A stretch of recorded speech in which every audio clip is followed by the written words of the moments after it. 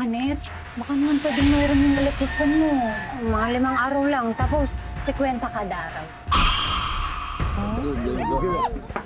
Jessa? Buisit. Storbo! Ako po. Jessa? Pwede bang makuha niyo yung electric fan at saka yung bayad? Ayan. Ayan, 50 na muna. Ayan na muna. Di ba sabi mo 50 kada araw? Kailangan 250 na to. Yung kulang yan, ibibigay ko. Pero Jessa, teka. Jessa! Yung plano. Last pagin natin ng electric fan ni Manet.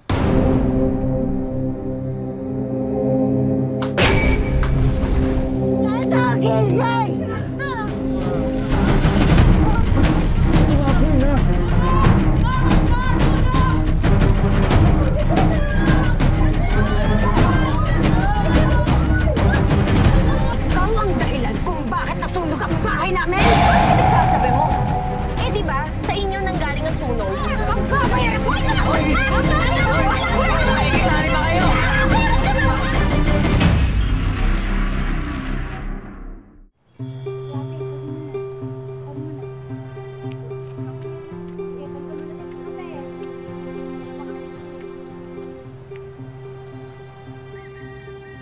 Init. Ay nako, tamang-tama anak. Tinimplahan kita ng juice para palamig. Salamat, Nay. Kayo po. Ano, juice po? Ayaw niyo po? Basta, Nay, huwag niyo pong kakalimutan uminom, ha? Pag nauuhaw po kayo, pag pinagpapawisan, masama po yung nade-dehydrate. Naku, ang anak ko talaga. Huwag mo akong alalahanin.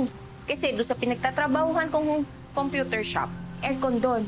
Ikaw, sa school nyo napakainit. Pati naman panahon ngayon, napakainit. Oh!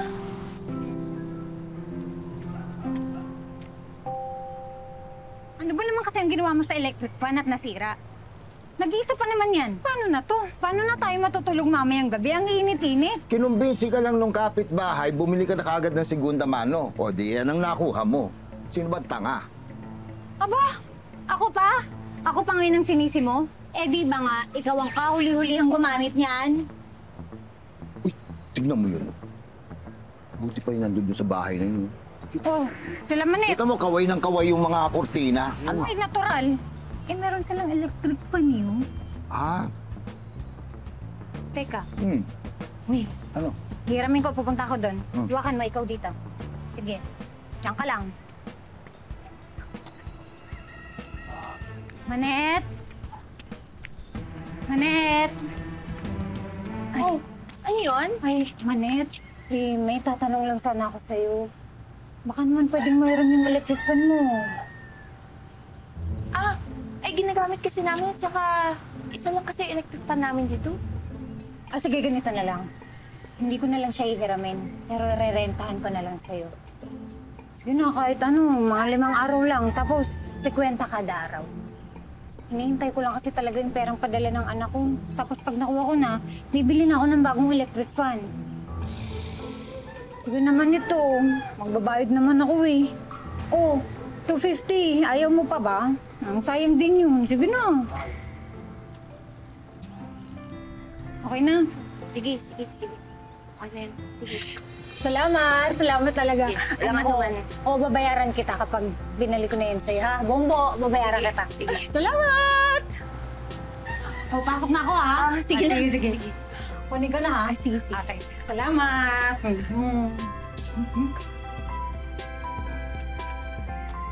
Yan, nasakit ka na.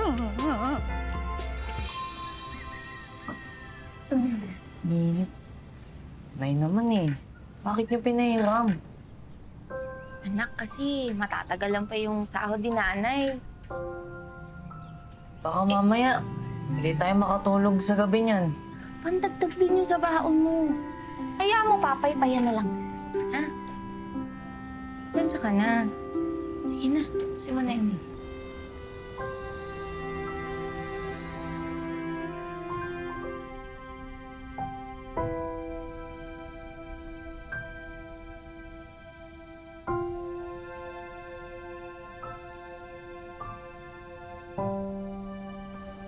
Man, pa ba nagpapadala ng pera yung anak natin? Tsatsagaan tuloy natin itong electric pan na ito, hindi tayo makabili ng bago. Hindi pa nga eh.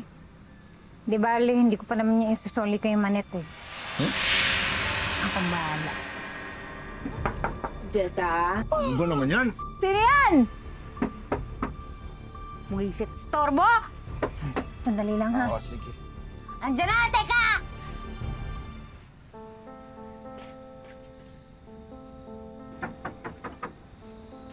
Ako po. Jessa? Oh! Jessa, pasensya na sa istorbo ha. Pero pwede bang makuha na yung electric fan at saka yung bayad? Ano ka ba? Pasensya ka na kasi... Wala pa kaming pera para makabili ng electric fan. Kaya hindi pa namin to sa'yo masusuli. Kaya lang kasi yung anak ko, init na init, hindi siya makatulog sa gabi. Eh, mas kailangan namin to eh. Pero huwag ka mag-alala, ha? Kada araw, magbilang ka, kwentahin mo lahat. O sige, total hindi pa naman ako nakakasahod. Sige, kunin ko na lang yung bayad. Teka lang. Alam ko may 50 pa ka dito. Sandali lang. Ayan. Ayan, 50 na muna. Ayan na muna. Kailangan 250 na to. Kulang pa to sa bayad mo. Sa Biyernes, bibigay ko lahat-lahat. Okay? Yung kulang niyan, ibibigay ko. Sige na. Alis ka na. Naantok na ako eh. Matutulog na kami, ha? Sige na. Pero Jessa, teka. Jessa! Jessa, buksan mo naman tong pinto. Kulang pa kasi to eh. Jessa! Alam mo, ayun si Jessa, matumay talaga magbayad yan. Alam mo nga yung paluwagan namin, nagpakin mo ako. Pagkatapos sumahod, hindi na naghulog. O di kulang yung sinahod ko. At Jessa, baka naman pwedeng makuha na yung electric fan at saka yung pinangako mong pera. Kung may pera, sa tingin mo maghihintay. Bakit ba hindi ka makapaghintay, ha? Ano to? Atat na atat? Aba, Jessa, mahihahiya ka naman. Ikaw na nga itong may utang, ikaw pa galit. Alam mo, ganyan na ganyan ka rin sa akin na may utang ka. Si Manet ang kausap ko, hindi ikaw. Kaya huwag kang makikialam dito! Teka lang. Jessa, ganito na lang. Pasensya ka na. Kunin ko na lang muna yung electric fan. Kasi nakakaawa na ako sa anak ko. Kulit mo naman eh. Di ba sabi ko sa'yo, hindi ko pa siya maibabalik sa'yo. Kailangan makabili muna kami ng bago. Alam mo naman na umaasa lang kami sa padala ng anak ko eh. Pamilyado na rin yung tao. Pwede dapat, dito ka naaawa kasi ito single mother, oh. Mag-isang tinataguyod ang anak. Ikaw, 200, hindi mo mabayaran. 200 lang yan, mane. Ano? Ay, teka lang! Teka lang!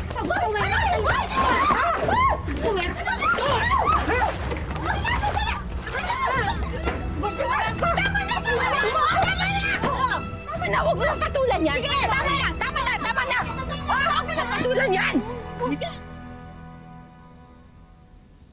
Ano ba naman yan? Ang tagal pa ba yung pagpapatuyong yan? Alam mo yung electric fan mo, bibigay na yan, mag-o-overheat na yan sa ginagawa mo.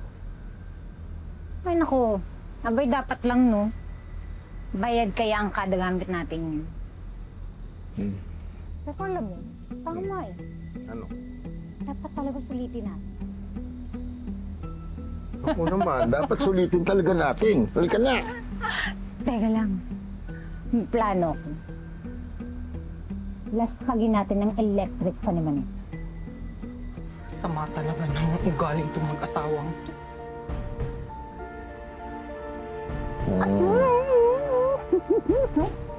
Wala, nantok na ako.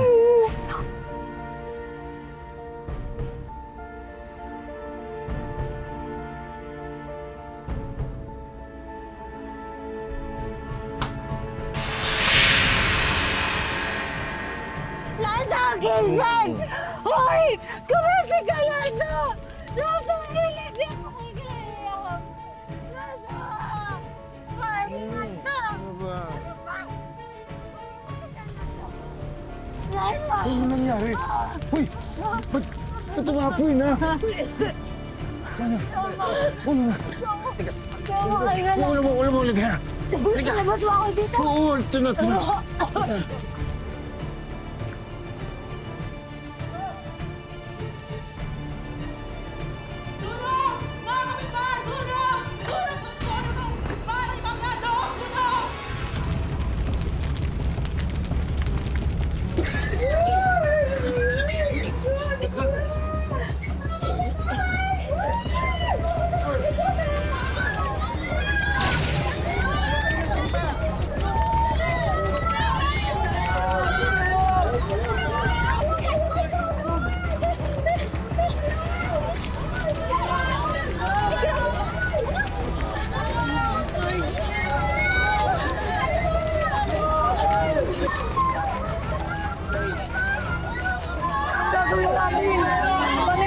gamit natin, Nay. Yung bahay. Bahay na sa bahay natin, pero sana huwag lang umapatil. Importante, ligtas tayo, ano. Ligtas tayo. Ligtas tayo, ano.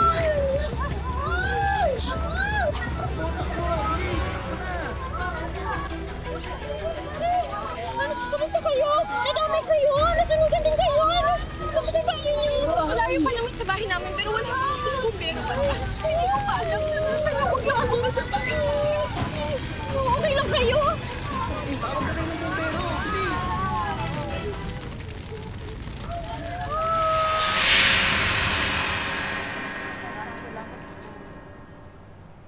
Ninervous talaga ako. Buti na lang hindi nadama yung mga bahay natin sa sunog. Alam mo, pasalamat din tayo sa Diyos kasi walang namatay, wala rin nasugatan. Pero alam mo, naaawa ako sa mga kapitbahay natin, no? Buti pa siguro, tumulong na lang muna tayo sa barangay sa pagbigay ng ayuda. Halika. Amis, pwede pa kami tumulong? Sige po, tulong kami. Ibibigay na lang mo ito. Alam mo, hindi sana tayo nagpipila sa init na to kung pinapahinga mo man lamang sana yung electric fan. Kaya nag-overheat eh. Sunog tuloy. Pwede ba, Lando? Huwag mo nga akong simulan. May lumaldil ka pa. Tara. Hoy, Manet! Ang lakas talaga ng loob mo para magpunta ka dito, no? Hindi mo ba alam na ikaw ang dahilan kung bakit nasunog ang bahay namin? Hoy! Ha? Ano pinagsasabi mo? Eh, di ba, sa inyo nang galing ang sunog? Yung electric fan mong bulok na pinarentahan mo sa akin. Ayun, nagliyab lang naman. Kaya pala gustong-gusto mong parentahan yun. Dahil alam mo na delikado na siyang gamitin, di ba? Ikaw, matagal na ako nagtitimpi sa'yo, ha? Sumusobra ka na! Buo ko binigay sa'yo yung electric fan! Alam mo, naghahanap ka lang ng masisisi eh! Ay, teka. Manet, sandali. Sana, binenta mo na lang ang bulok mong electric fan sa junk shop kaysa pinagkakitaan mo. Isipin mo yun, tama siya. Pinarenta mo sa amin para kumita ka. Mukha kang pera eh. Di ba? Wow! Talaga? Oo nga naman, Manet. Bakit ka naman ganun? Alam mo naman palang delikadong gamitin, pinagamit mo pa rin kila Jessa. Oo nga, mukha kang pera. Teka. Ano pinagsasabi niyo? Maayos nga yung electric fan! Maniwala kayo sa akin at saka hindi ako mukhang pera. Ito nga yung hindi nagbabayad eh. Ito nga yung may utang eh. Ito yung balasubas. May utang yan! Pagbabayaran mo lang! Pagbabayaran mo! Nakikisali ba kayo? Tama na!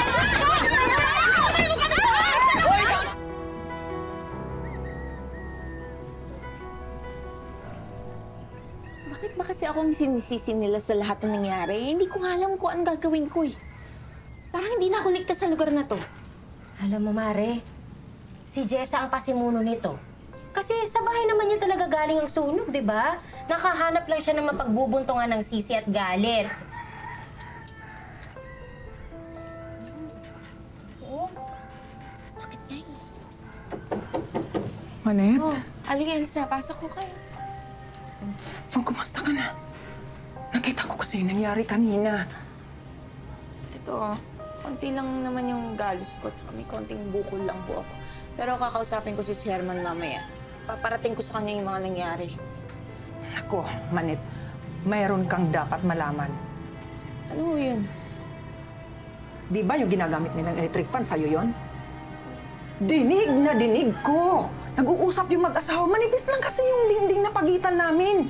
Dinig na dinig ko kung anong mga sinasabi nila. Lalaspagin daw nila yung electric fan mo. Total, nagbabayad naman daw sila. Kaya siguro, ayun, nag-overheat. Ayan, nagkasunog.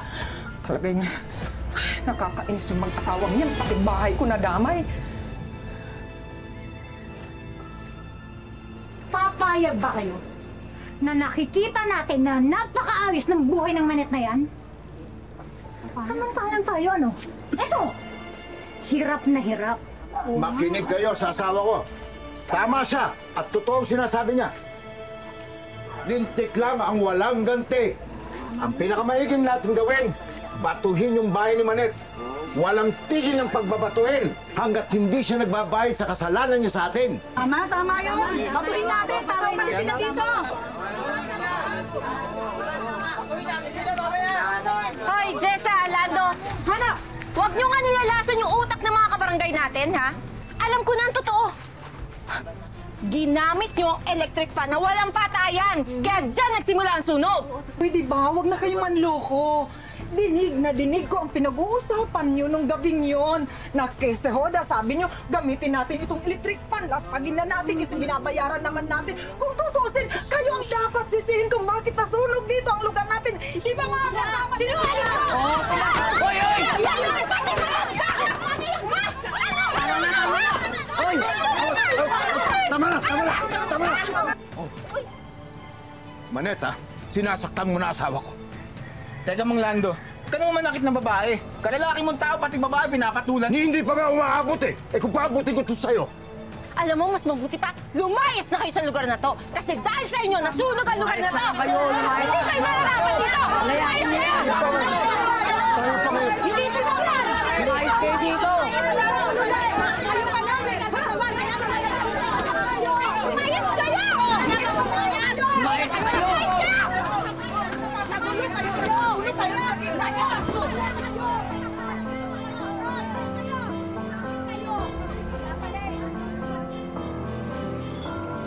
Buwisit na buhay ito. Nandun eh. Naniwala na sila sa atin eh. Akala ko naman, malalansin na natin silang lahat. Alam mo, Han, di naman natin sila kailangan. Kahit tayong dalawa lang, kaya natin bawiin lahat yan.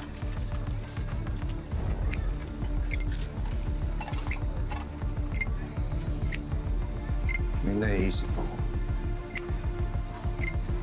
Ano yun?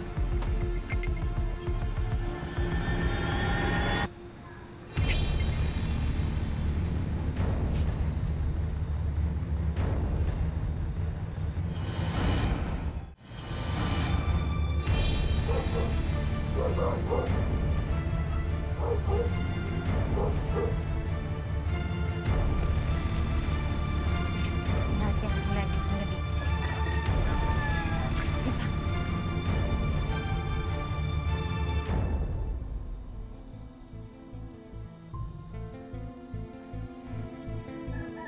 Yan, sige pa. Yan, ano sa dito?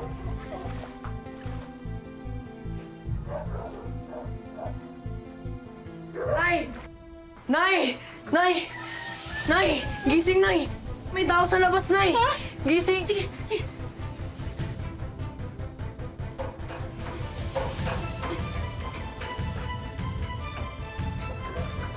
Ay! Tigilan niyo yan, ha? Hindi ako papayag na kami lang ang masunugan. Ang gusto ko, maranasan mo rin to. Hoy, tigilan mo yan! Ano? Ha? Tulong! Pareho tayo! Tulong! Dito! Tulong! Kami! Bakit ba? Isaklalo! Tulong! Tulong! Tulong! Tulong! O, kapitbahay! Tulong! Kapitbahay! Tulong! Kapitbahay mo! Tulong! Ayun pa! Pinagtayo mo talaga! Pinagtayo mo! Tama na to! Tulong! Ugali! Tulong! Tingnan mo! Ugali mo! Ito yung bahay namin, susunugin mo? Walang yan sa'yo yan!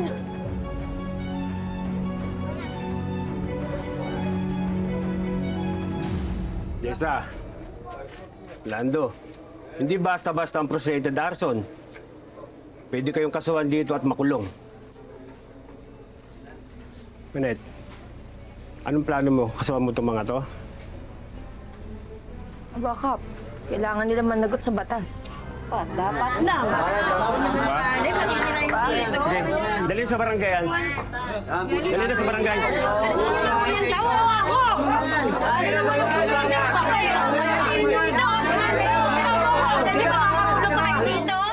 Mga kapuso, sana po'y may nakuha kayong aral sa ating kwentong wish ngayong hapon na hango sa totoong buhay. Sana, lagi po nating alalahanin na walang masamang mangutang basta hindi ito mauwi sa panlalamang. Pagpapaarkila ng electric fan ang pinagkakakitaan ni Jocelyn. Nagsimula po ako nun sa isang electric pan lang po. May ibang racket naman po kasi ako bukod doon. Kasama po yung mga benta ko po sa pagla-live. Hanggang nakabundar po ako ng 2 electric pan. Pagkakilala ko po kasi 35 to 40 pesos po per day. Tapos minsan po, sila na lang po nag-a-add pag binalik sa akin. May tip na din po ganun. Ang munting kabuhayan ni Jocelyn, hindi simple, gaya ng iniisip ng iba. Hindi po may iwasan yung mga nagre-rent. Ibabalik pong sira. Hindi rin daw ito ang original na negosyo ni Jocelyn. Gown at costume rental ang business ni Jocelyn noon hanggang sa mawala ito nang masunugan sila noong taong 2022. Pinakamahirap na pinagdaanan po namin nun nung halos wala po kaming matuluyan talaga. Hindi po na, ultimo magulang ko po, hindi po alam kung paano po magsisimula. Nakabangon na nga si Jocelyn sa trahedyang yun. Pero may mas masakit daw siyang pinagdaraanan ngayon. Nitong Enero lang, pumanaw ang anak niyang 7 buwang gulang dahil sa Sudden Infant Death Syndrome o SIDS. Hindi po mawawala yung sakit sa puso ko, lalo na karugtong ng buhay ko yung nawala. Hanggang namatay po siya, parang habang buhay ko po sisisihin yung sarili ko kung saan po ako nagkulang. Pilit na lang nagpapakatatag si Jocelyn. At narito naman ang wish ko lang para umagapay sa kanya kahit papano. At ito na nga, makikita niya si Ate Jocelyn. Hello, Ate Jocelyn. Ang ganda mo naman. Thank you po. Masaya ka ba ngayon? Sobra po. Naku, mas pasasayahin kita dahil alam niya, Ate Jocelyn, nandito ka sa Wish Ko Lang. Masaya ka ba? Sobra po. Naku, marami kaming ibibigay. Sana magustuhan mo, pero for now, iba-blindfold kita para mas masorpresa ka. Handa ka na ba? Ang sorpresa namin para sa'yo, Ate Jocelyn.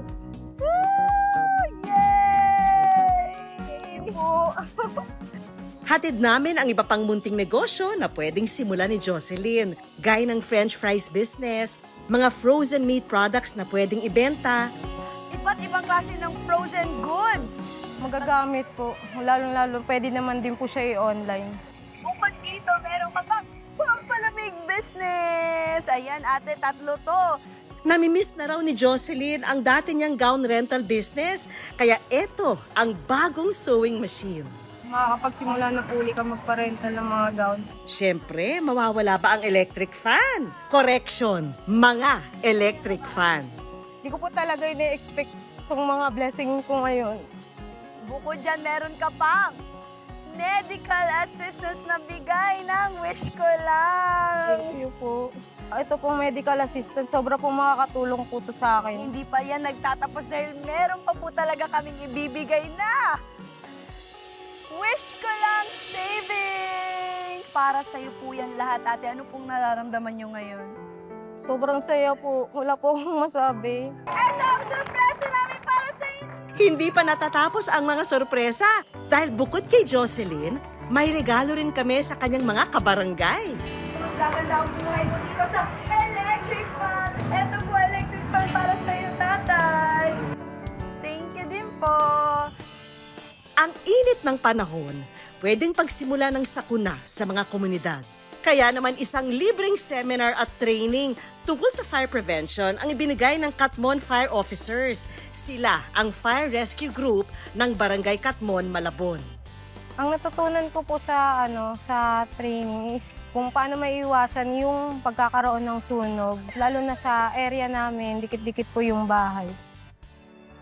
Abangan nyo ang kompletong kwento ng pamimigay namin ng regalo sa official Facebook page ng Wish Ko Lang at GMA Public Affairs YouTube page. Ito po yung electric fan ninyo. Ay, ang ganda ng smile mo naman. Masaya ka ba, ate? Salamat po sa Wish Ko Lang. Mga kapuso, lagi po nating tandaan, hanggat hindi tayo napapagod, humiling at maniwala, hindi tayo mapapagod lumaban sa buhay. Ako po si Vicky Morales at ito po ang Wish Ko Lang.